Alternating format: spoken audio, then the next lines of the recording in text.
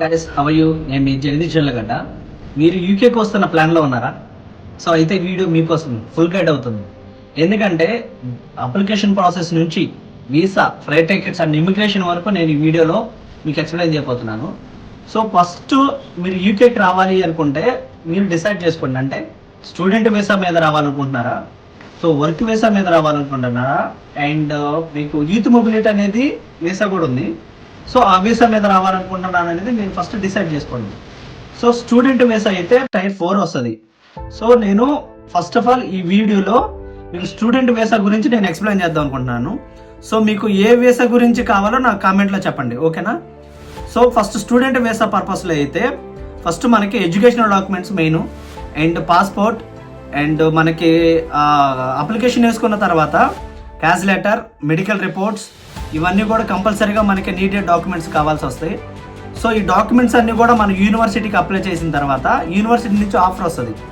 Offer వచ్చిన తర్వాత దానికి క్యాష్ లెటర్, అంటే మనకు మిడిల్ ఆఫ్లో పేమెంట్స్ ఉంటాయి. ఆ మిడిల్ ఆఫ్లో పేమెంట్స్ అన్ని చేసుకున్న తర్వాత సో క్యాష్ లెటర్ రిలీజ్ అయింది. అంటే క్యాష్ లెటర్ అంటే కంప్లీట్గా ఇక మనకి వీసాకి ముందుకెళ్ళే ఫైనల్ స్టెప్ పర్పస్ అని.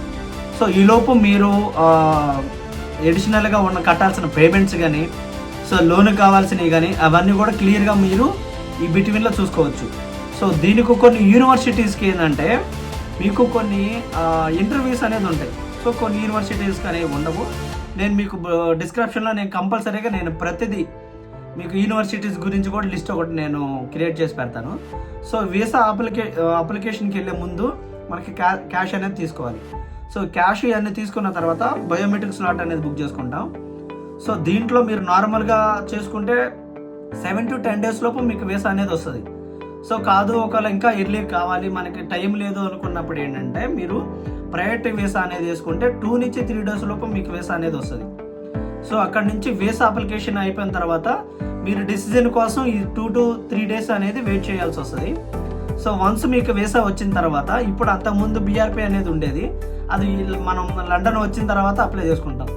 సో ఇప్పుడు అది బీఆర్పీలు ఇవన్నీ తీసేసి యూకే గవర్నమెంట్ ఏంటంటే ఈ వీసా అనేది మనకి కొత్తగా ప్రొవైడ్ చేసింది. సో ఈ వీసాలో చాలా మార్పులు ఉన్నాయి కాబట్టి ఈ వీసా గురించి కూడా నేను మీకు క్లియర్గా ఎక్స్ప్లెయిన్ చేస్తాను, అవి ఎలా అప్లై చేసుకోవాలి అనేది. సో మీ కన్సల్టేషన్ ఆల్మోస్ట్ ఏంటంటే మీకు ఈ కన్సల్టేషన్లో వర్క్ అంతా ఫినిష్ అవుతుంది. సో ఈ వీసా వచ్చిన తర్వాత ఈ వీసా కూడా వాళ్ళే అప్లై చేస్తారు.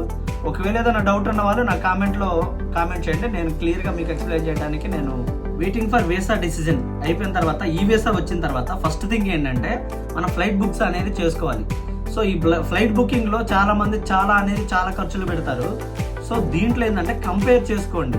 ఫస్ట్ ఆఫ్ ఆల్ అంటే డెడ్ చీప్గా కావాలి అంటే మ్యాక్సిమం మనకి స్కై స్కానర్లు అనేది మనకి చీప్ అండ్ బెస్ట్గా ఫ్లైట్ టికెట్స్ అయితే వస్తాయి. సో దాంట్లో ఒకసారి కంపేర్ చేసుకోండి. 7 ఏంటంటే packing and travel preparation. So ఇది మెయిన్ ఇంపార్టెంట్ కూడా. సో ఎందుకంటే మనకి కొత్తగా ట్రావెల్ చేసే వాళ్ళకి ఏంటంటే క్యాబిన్లో ఏం పెట్టాలి, చెక్-ఇన్లో ఏం పెట్టాలి అనేది తెలియదు. సో బిఫోర్ ట్రావెల్ చేస్తుంటే మీకు మ్యాక్సిమం అర్థమవుతుంది. బట్ మీకు స్టూడెంట్ మీద ఇప్పుడు వస్తున్నారు కాబట్టి ఏ ఐటమ్స్ తెచ్చుకుంటే బెటరు, మనకి ఏ బట్టలు అనేది పెట్టుకుంటే బెటర్ అనేది నేను నెక్స్ట్ వీడియో కూడా చేయాలనుకుంటున్నాను.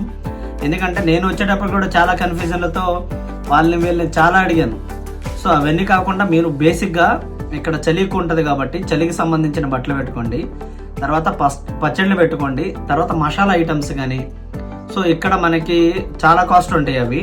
ఏదన్నా స్నాక్స్ లాంటి మీరు కొంచెం తినగలిగే వాళ్ళు అయితే స్నాక్స్ పెట్టుకోండి.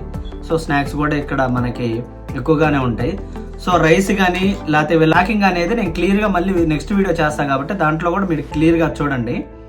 సో దీంట్లో ప్యాకింగ్ అంతా అయిపోయిన తర్వాత నెక్స్ట్ మనం బయలుదేరుతాం ఎక్కడికి, ఇండియా నుంచి యూకేకి. సో ఈ ఇండియా నుంచి యూకేకి వచ్చిన తర్వాత యూకే బోర్డర్లో కంపల్సరీగా మనకి ఇమిగ్రేషన్ అనేది ఉంటుంది. సో ఆ ఇమిగ్రేషన్ మీరు టెన్షన్ పడాల్సిన పనే లేదు.